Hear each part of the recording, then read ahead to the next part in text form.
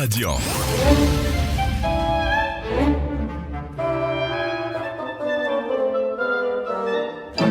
Laurence Boone, bonjour. Bonjour et Christophe. bienvenue. Nous allons parler de l'Europe, bien entendu, un peu de cette Coupe du Monde quand même. Nous n'avons pas gagné. On a beaucoup vu le président de la République les consoler sur le terrain, dans les vestiaires. Certains disent que c'était pas son rôle. Qu'en pensez-vous ? Je pense qu'il est comme tout le monde, il adore le foot. Il a été passionné par cette Coupe du Monde. Comme nous, on a tous suivi. Ça vous a fait rêver, ça m'a fait rêver, ça fait parler votre humoriste. C'est pour une fois quelque chose qui a réuni tous les Français. Et puis c'est une super équipe.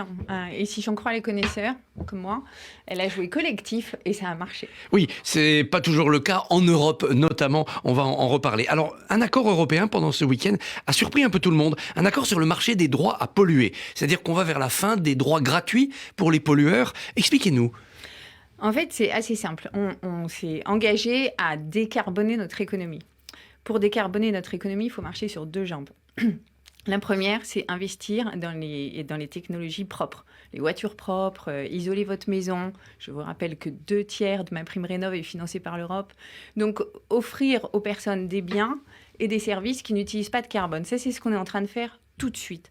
Ce qu'on a voté aussi ce week-end, c'est qu'en 2028, quand on aura ces biens disponibles et à des prix raisonnables, à ce moment-là, on ira taxer les biens qui émettent du carbone. Et pour protéger nos entreprises européennes et les emplois qui vont avec, on taxera les entreprises extérieures qui, elles, utilisent toujours du carbone. Donc il y a à la fois de l'écologie et du protectionnisme dans cette mesure. Non, il y a de l'écologie et de l'influence. On est 510 millions de consommateurs en Europe. On est parmi les pays les plus riches du monde. Si des entreprises extérieures veulent exporter en Europe leurs biens ou leurs services, on les met dans les mêmes conditions que nos entreprises à nous. Ça va les motiver, ça va forcément les motiver pour faire des choses décarbonées, puisque si elles veulent avoir accès à notre marché, c'est ce qu'elles vont devoir faire in fine. Quand les conditions vont se durcir pour les secteurs les plus pollueurs, est-ce que ça ne va pas créer une crise économique ? Je pense à des secteurs comme le transport routier ou bien l'immobilier de bureau. C'est une très bonne question et c'est pour ça qu'on marche sur les deux jambes, parce que d'ici à 2028, ça ne va pas rentrer en œuvre avant 2028 et ça ne rentrera en œuvre que si on estime qu'on est prêt. D'ici à 2028, on développe les voitures électriques, on va faire baisser leur prix, forcément, il y en aura plus. On développe les batteries, on développe les systèmes d'hydrogène, on développe tout ce qui est décarboné, de façon à ce que, en 2028, vous puissiez avoir disponible ce qu'il faut et ne pas prendre la taxe sur la figure. C'est demain matin, 2028. Est-ce qu'on ne sera pas obligé quand même d'étaler ce calendrier ? Eh bien, il y a une clause, si on voit qu'on n'est pas prêt, eh bien, on ajustera les paramètres, voire on pourra reculer. Est-il vrai, comme on le lit dans certains commentaires, que les conséquences sociales, c'est-à-dire les colères populaires possibles, ont joué sur la décision des dirigeants pour avoir un calendrier souple comme celui-là ? Non, je crois d'abord, évidemment, on n'est pas idiot, on l'espère. Les épisodes des Gilets jaunes montrent qu'il faut effectivement avoir le plus possible d'alternatives à des produits carbonés si vous voulez que les personnes que vous taxez se dirigent vers les produits non carbonés. D'où la première jambe dont je vous parlais, investir dans des voitures propres, dans des maisons bien isolées, investir dans du fuel pour les avions qui va être vert, etc. Le sommet européen de la fin de semaine dernière a aussi renouvelé. Vous vouliez ajouter quelque chose ? On a aussi mis en place, pareil, on apprend des erreurs, un fonds social pour le climat qui, lui, va servir aux ménages à évoluer dans leurs emplois ou à acheter ce qu'il faut qui est décarboné et aux entreprises à s'adapter. On subventionne un peu cette transition. Exactement. Alors, je dis donc que le sommet européen a aussi renouvelé son soutien à l'Ukraine en fin de semaine dernière. 18 milliards d'euros supplémentaires promis. On a l'impression qu'on donne de l'argent parce qu'on ne peut plus donner d'armes, parce qu'on n'a plus grand-chose à donner. Alors, vous êtes un peu dur. On fait plusieurs choses. D'abord, un soutien humanitaire. Il faut quand même rappeler que c'est des personnes qui sont en train de se prendre des drones dessus et de voir leur énergie, leur électricité, eau se faire couper. Donc déjà, on les accueille d'une part. Ça, c'est le soutien humanitaire. On fait un soutien financier d'autre part. Parce que si vous êtes aujourd'hui en Ukraine, vous n'avez plus d'électricité pour un ménage sur deux, il n'y a plus d'eau, vous n'avez plus d'infrastructures routières. Donc ce soutien budgétaire, ces 18 milliards dont vous parlez, il sert à rétablir l'électricité, apporter des générateurs et faire que les hôpitaux puissent fonctionner. Évidemment, ils vendent moins, ils produisent moins, donc ils servent à payer les fonctionnaires des hôpitaux, des écoles qui travaillent toute l'année, payer les retraites des personnes, etc. Ça, c'est pour qu'ils tiennent. Parce que l'arme de Vladimir Poutine, c'est quand même d'affamer et de les plonger dans le froid. Enfin, on est un peu revenu un siècle en arrière quand même. Donc, cet argent-là, c'est pour qu'ils tiennent cet hiver. Et puis, il y a le soutien militaire qui est aussi très important. La France a livré 18 canons César, pardon. Elle va en livrer encore plus et il est aussi essentiel pour qu'ils puissent reconstruire leurs forces d'armée. On fait aussi de la formation de soldats ukrainiens pour qu'ils puissent utiliser toutes les armes qui leur sont données. Le sommet européen devait aussi réformer le mode de calcul des prix de l'énergie, notamment des prix de l'électricité. Est-ce qu'on a échoué ? Pas du tout. Rappelez-vous, on était il y a 6 mois. Il y a 6 mois, on craignait de ne pas avoir d'énergie pour cet hiver et d'avoir des factures totalement explosives. Alors, les prix ont augmenté, ça, c'est sûr. Et ils vont augmenter encore en janvier, puisqu'on aura moins le bouclier tarifaire dans notre pays. Ils vont augmenter de façon beaucoup plus modérée qu'ailleurs. Je sais bien que ça ne rassure pas tout le monde, mais je veux dire ici que vraiment, on a freiné de façon spectaculaire cette augmentation. Maintenant, il faut se remettre dans le contexte d'il y a 6 mois. Vladimir Poutine ferme les robinets du gaz. Complètement. Ils ferment les robinets du gaz et nous, on a toujours besoin de gaz. Donc, les prix commencent à augmenter.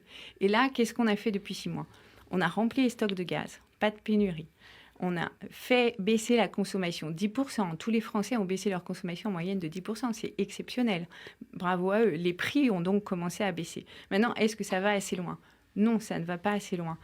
Il faut qu'on continue de faire baisser les prix. C'est ce que vont faire les ministres de l'énergie et Agnès Pannier-Runacher aujourd'hui à Bruxelles. Ils vont trouver un système de calcul qui permet de baisser les prix ? Ce n'est pas un système de calcul. En fait, c'est des mécanismes assez simples. D'abord, on va regrouper les gros énergéticiens pour qu'ils achètent ensemble du gaz à des partenaires fiables comme la Norvège ou les États-Unis. Parce que quand vous êtes 1, c'est bien, vous pouvez négocier, mais quand vous êtes 10, vous négociez mieux. Comme pour les vaccins. Exactement. Ça, c'est la première chose. Et la deuxième chose, c'est qu'effectivement, ils vont travailler sur un mécanisme qui va permettre de couper les hausses brutales de prix du gaz pour faire baisser ce prix du gaz. Et ça devrait aussi marcher. Et puis enfin, on est l'Europe. L'Europe, c'est la solidarité. On parlait de jouer collectif avec le foot. C'est la même chose. On a un système de solidarité. Depuis cet été, l'Allemagne nous fournit de l'électricité et nous fournissons du gaz à l'Allemagne. Et ça tiendra même s'il y a un pic de froid en fin janvier, début février ? Ben là, on est bien parti pour. Et à nouveau, je salue vraiment les efforts de tous les Français qui ont baissé leur consommation, parce que ça a été un élément clé, avec bien sûr le reste, mais un élément clé de la baisse et de pouvoir passer l'hiver tranquille. La consommation baisse aussi parce que des entreprises se sont mises à l'arrêt parce que l'énergie était trop chère. Ça, l'économiste doit y voir le signe d'une récession future. Alors, l'économiste, elle vous dit, regardez ce qu'on a fait pendant la crise Covid. On a dû mettre des entreprises à l'arrêt. Des personnes ont dû arrêter de travailler. On a mis en place un mécanisme européen pour protéger ces entreprises, pour qu'elles ne mettent pas la clé sous la porte et pour que les personnes continuent d'être payées. On est en train de travailler exactement à la même chose pour les entreprises qui doivent arrêter temporairement leur production. C'est une des choses sur lesquelles le président de la République a énormément insisté au Conseil européen de vendredi. Pour la stratégie globale économique face à la guerre en Ukraine, les Français et les Allemands devaient tenir un sommet stratégique fin octobre. Il a été repoussé parce qu'on n'est pas d'accord. Quand est-ce qu'on va se mettre d'accord avec nos voisins ? Mais la question, c'est est-ce qu'on arrive à discuter des sujets et à trouver des accords ? Et oui, il y a des sujets sur lesquels on n'est pas d'accord parce qu'on ne part pas du même point. Vous prenez l'énergie. Eux, c'est le gaz, nous, c'est le nucléaire. Exactement. Donc, il faut qu'on arrive à faire converger ça pour comment on fonctionne dans un marché de l'énergie européen où on a à la fois les volumes dont on a besoin, à un prix qui soit raisonnable et qui nous permette cette solidarité.